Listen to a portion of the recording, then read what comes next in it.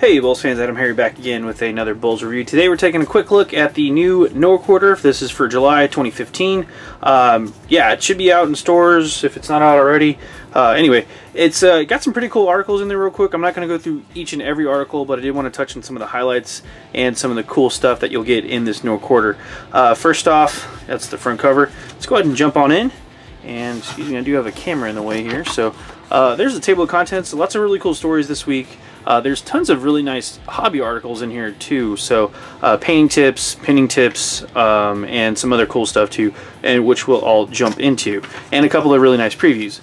We do have some new releases this week, or this month. We do have the Haley Prime, Major Prime, with the triple threat Haley there, the Epic Zarkova and her Reaver Guard, which are pretty sweet. The Gremlin Swarm, which is kind of cool. And then Undercity is coming out as well. The release dates for that looking like August, so pretty good stuff. And then some more high command stuff.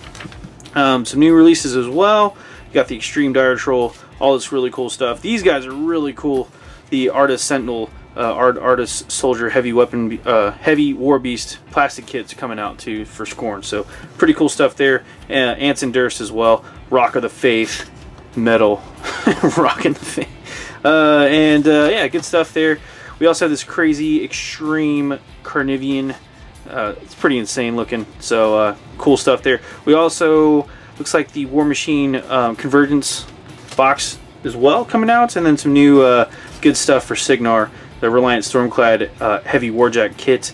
And then these are both in plastic, the Nelithum.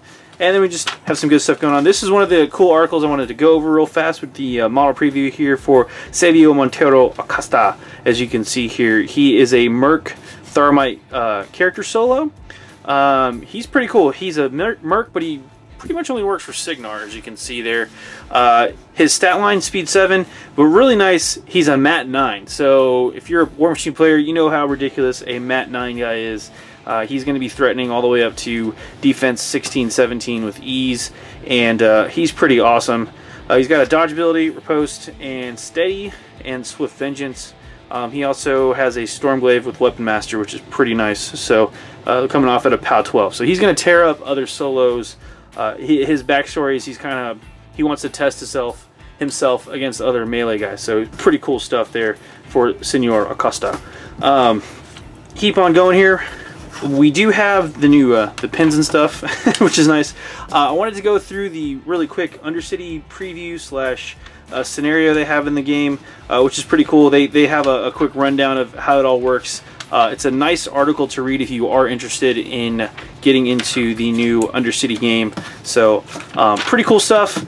They have a nice behind the mask section here, which is really just a cosplay feature, which is pretty cool. They actually had this big Man of War, I believe, at Gen Con last year, and we're actually going this weekend when this comes out, video comes out. We should actually be at Gen Con, so I'll be sure to get some more pics of that. But pretty cool cosplays across the board. This is the nice painting section I was talking about here, which is some pretty cool stuff in the modeling and painting sections. I really like these articles. These are always a good read. It's a good refresher if you know what you're doing. It's a good learning if you don't.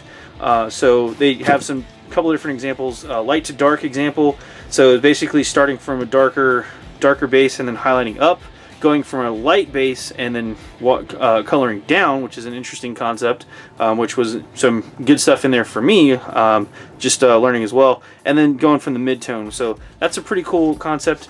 Also some beginner painting techniques, so this is pretty cool, just some basic stuff if you're new, but always good to refresh if you are a veteran. But again, really good basic stuff. Lots of detail in the tutorial. Really good step-by-step painting. It's not draw a circle, draw another circle, draw the owl. It's legit painting stuff. We have a great article about Zarkova now that she's back with a new model and some buddies and some new toys. So you can see quite a bit of backstory. We also have a really great article, the Tournament Triple Threat, which is about Circle, obviously, by Will Pagini there. So have an assassination point list, how to use it, which is pretty cool, a control point list, and then an attrition 50-point list as well. So just how to basically run your Circle with some pretty good advice there. So we also have another modeling and painting section, which I really liked. This was kind of a mix of hobby how-to with like pinning advice, and then like, yeah, it was good stuff, just how to pin stuff correctly, and they have everything highlighted for you. Also like doing some of your own, as you can see here, sculpting, how to make it look better. But pretty cool stuff all around. Like I said, it's good stuff if you're new or getting into it. We'll do a really quick run through too. This is a Iron Kingdom archive. This is more backstory. Just good stuff. If you are reading into the fluff, it's always great to get in there. And Iron Kingdoms actually has quite a bit of background. It's actually really good as far as fantasy, sci-fi, slash steampunk, slash just the world of Iron Kingdom. So it'll get you sucked in. So it's good stuff. And yeah, more backstory. Like I said, tons of this. The game is constantly growing and expanding for both in the Horde setting and the War Machine. So they always have that fun stuff. This is for the Iron Kingdoms roleplay, I believe. So it's just about some scouts. Yeah, pretty cool stuff.